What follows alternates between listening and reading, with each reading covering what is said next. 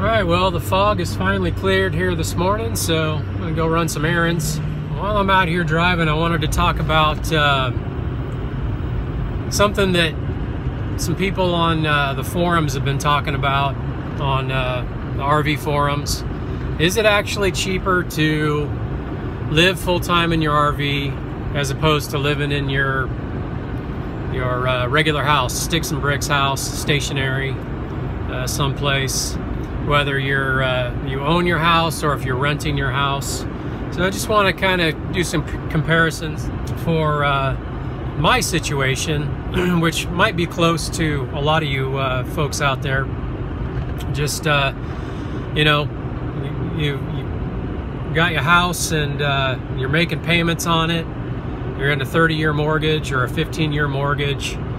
You've got property taxes, you've got homeowners insurance and all that kind of stuff. So that compared to living in an RV, you've got vehicle insurance, you know, your RV insurance, fuel costs, and operating costs and all that kind of stuff. So I'm gonna do a little bit of a breakdown and see if it's actually cheaper, if it would actually be cheaper for me in my situation. All right, so let's say, just for ease of doing the math, that I pay $1,500 a month for my mortgage, and the property taxes are about $3,000 a year. All right, so that's about $21,000 a year that I pay for my house payment and property taxes. All right, I pay about $150 a month in homeowners insurance, so that's about $1,800 a year. Now we'd be at almost $23,000, so $22,800 just in housing expenses. So now I've got my utilities, so heating, air conditioning, electricity. My heating is done with propane. Obviously my air conditioning and you know, all that other stuff, the lights and everything is all electricity. So I pay about $1,600 a year for propane, and that runs our furnace in the wintertime, our water heater year-round, and our stove, our cooktop and oven. So the electricity is about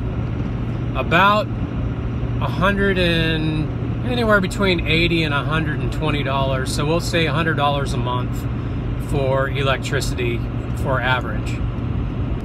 Now there are a bunch of variables here, and this is going to be different for everybody, but maintenance on your house. So obviously depending on the condition of your house, you know, anything that needs to be done, the size of the house and all that kind of stuff. I spend on average about $100 a month on maintenance. So that includes yard care, you know, little odds and ends things, fixing screens or anything like that. I'm just going to average $100 a month, so $1,200 a year.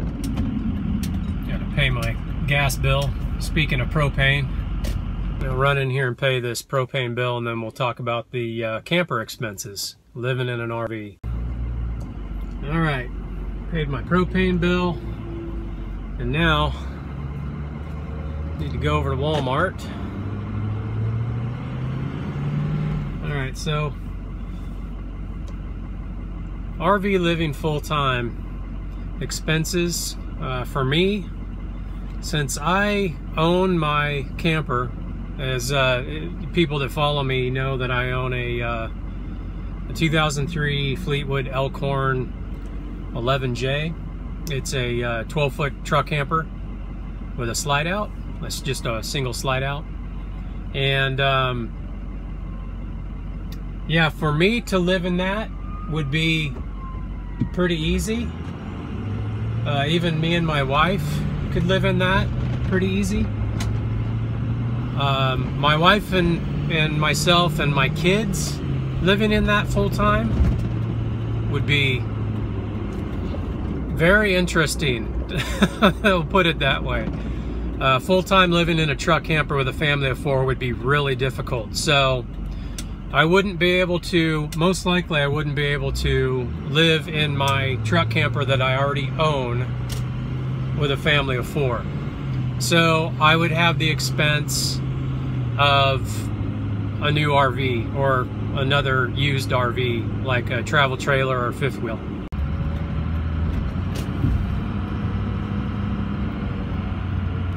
So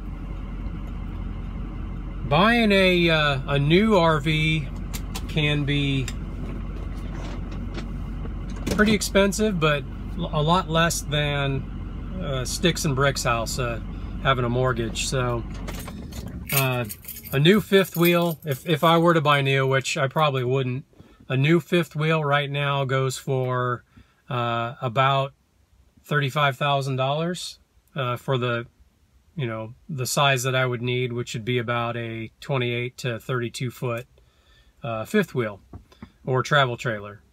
So you're looking at, let's just say $30,000, and you can get financing for, you know, anywhere between a couple of years all the way up to 15 years, which is ridiculous, by the way, but it can be done, and you can actually get your payments down to about $200 a month on a brand new fifth wheel. Now, a 15-year loan on a brand new fifth wheel just doesn't make sense to me. I'd want to pay cash outright, or, you know, put a huge chunk down so the I'm not financing more than, you know, maybe a quarter of it. And you know, then still you've got payments right around $200 to $300 a month, depending on you know, what your rate is. So just to make the math easy, let's say $250 a month for the RV. And at $250 a month times 12, you know, be at around $2,800 a year.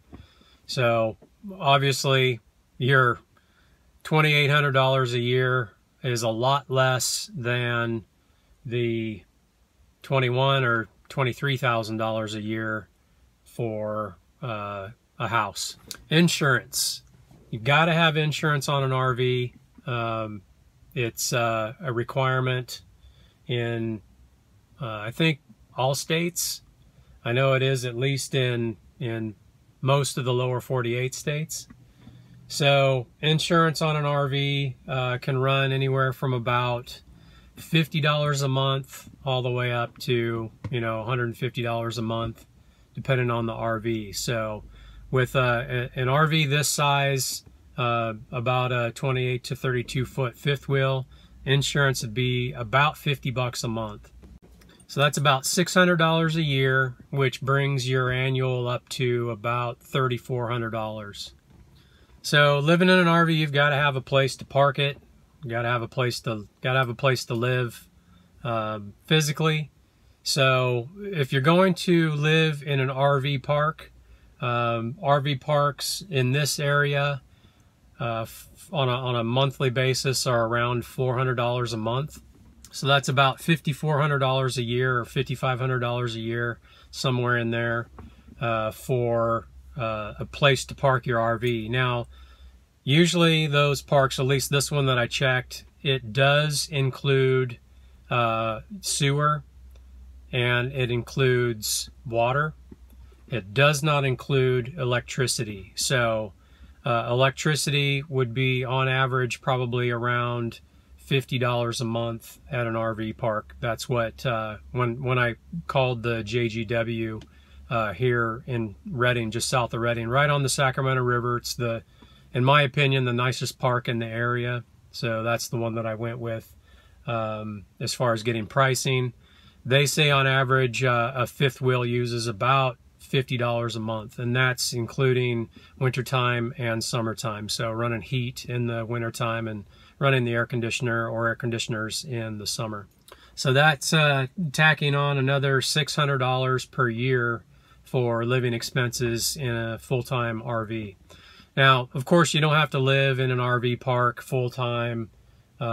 There's, you know, a lot of options, especially if you're traveling full-time. If you're not stationary, you know, working. If you're just looking for an alternative living space or dwelling, so you can get out from underneath your mortgage.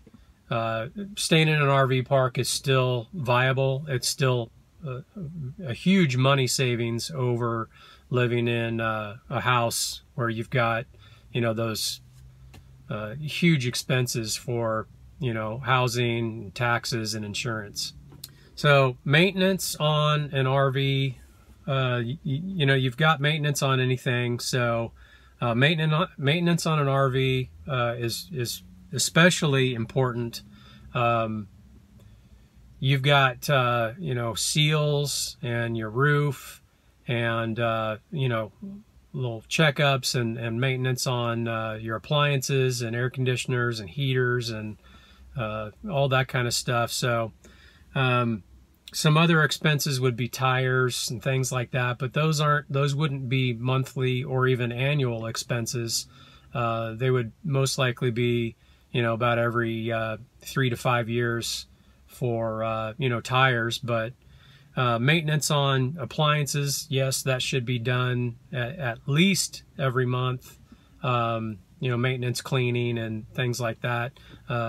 Every 6 months for like the air conditioner. Biannual checkups. You got, you know, your furnace and your air conditioner and things like that. So those are usually not expenses, but just, you know, labor intensive. So you've got to spend time doing that.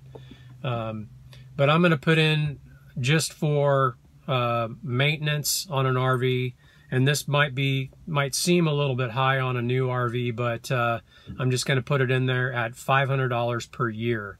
So you know, it's going to be less than $100 a month to do your maintenance on a new RV. And obviously, as that RV ages, those expenses could go up, but I think that that's a pretty fair number to start with as far as averaging. So getting back to the RV living full-time, if you're not wanting to live in an RV park and you're traveling full-time, there are a whole plethora of ways to save money living on the road. So there's BLM land, there's forestry land, there are you know, inexpensive campgrounds, discounts with you know, your America the Beautiful pass, and other passes, like if you have Thousand Trails, or if you have an Escapees or Escapers membership. There's a whole lot of ways to save just a ton of money, so your actual place to stay can be free or very deeply discounted. There's a channel that I follow here on YouTube, and Full-Time RVers channel, that they have a huge fifth wheel and a big truck, and they travel around the country. And they actually spent, in the entire year of 2018, they only spent about $50 in campground and RV park fees. So $50 for the entire year is you know, pretty unheard of, but it can be done. I'm gonna run into Walmart real quick, get some shopping done, and then we'll finish this video up. All right, back from Walmart. I just noticed this view from out here. Check this out. Minus the gas station sign, but Mount Shasta got a load of snow on it. It's supposed to open today. The ski park is opening today. I'm gonna head back toward home and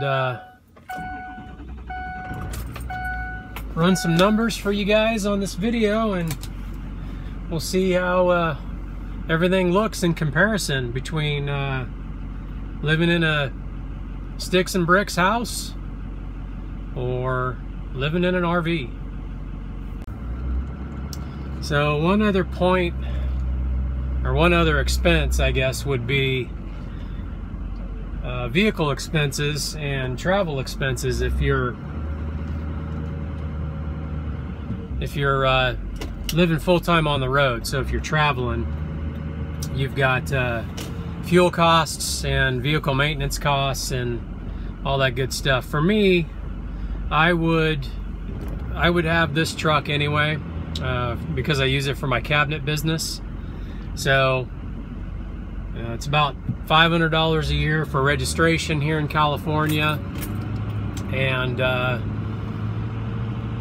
I burn probably about, I'd say $1,200 to $1,500 in fuel every year. Now, if I were traveling full-time, I would probably end up burning around $4,000 in fuel. Well, let's say $5,000 in fuel annually. So that's you know, a few $1,000s increase in fuel costs. The vehicle insurance, which is about $1,300 per year, because I use it for a business. It's commercials. It's under commercial for insurance, and you know, like I said, registration's about $500 a year. Maintenance costs, you got oil changes and you know, tires and things like that. So oil changes, they're about I do them myself, but they still run about $75 to $85 per oil change, and I change the oil about every 7,500 miles with the full synthetic. Other maintenance costs on the truck would be you know, tire rotations, which I would do myself, so just time. Fuel filters, there's 2 fuel filters on this truck that I change every year. Regardless of mileage, I change them once a year. And the other little maintenance tune-up things, I have a coolant filtration system, so I change that filter twice a year. That's about 25 bucks a year. I do keep a budget, a maintenance, or it's kind of a security budget for you know, maintenance on the truck. That's through my business. I would continue to do that. I put in $200 every month into a maintenance. So the truck is getting older. It's like I said, a 2007. So I do expect, you know, things to need repair from time to time, and you know, just because you're traveling full time doesn't necessarily mean you're going to be putting a ton more miles on it. You know, a lot of people think, oh, if you're traveling full time, you're going to be, you know, traveling 300 miles a day. Not even close. And I explained this on one of my other posts when I was talking about budgeting for early retirement. And in one of the comments, somebody said, oh, you'll burn through that $25,000 a year that you're budgeting for your expenses in just fuel. And yeah, if I were to be traveling, you know, 400 miles a day every single day, that could be true, but nowhere near that. As a matter of fact, I plan on actually driving, moving less.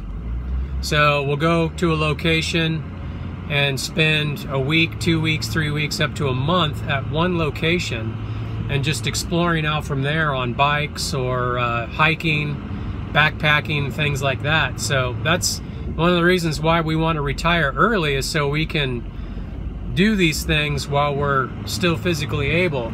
You know, like section hike the Pacific Crest Trail or the Appalachian, or, you know, different trails in the High Sierras and things like that.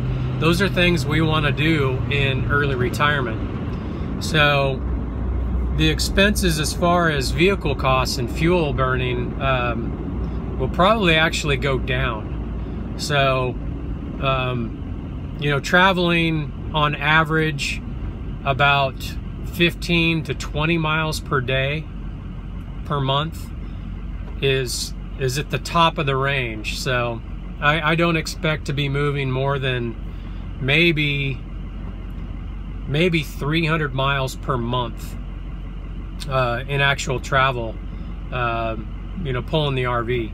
Now there will be times when we have to run to the grocery store, or we have to run to dump the tanks, or, you know, run to a trailhead or something like that.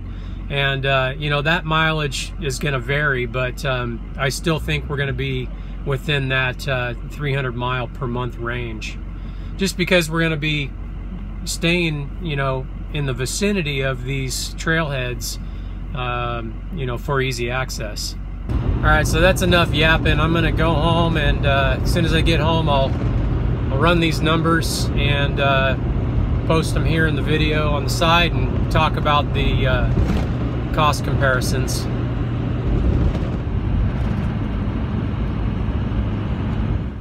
All right, so housing expenses in a house, you've got $18,000 a year for mortgage, $3,000 for taxes, $1,800 for insurance, $1,200 a year in maintenance, $1,600 for propane, and $1,200 for electricity. And that comes to $26,800 per year. All right, so for the RV expenses, we've got $4,800 a year for the RV park, $2,800 a year for RV payment, $480 a year for propane, $600 for electricity, and I'm not going to include the other truck stuff or insurance things, because you'd have it either way. So that final number would be $9,280 per year to live in the RV. That's about a $17,500 savings over living in a house. So anyway, hope these numbers kind of help you guys out. We'll see you on the next one. Later.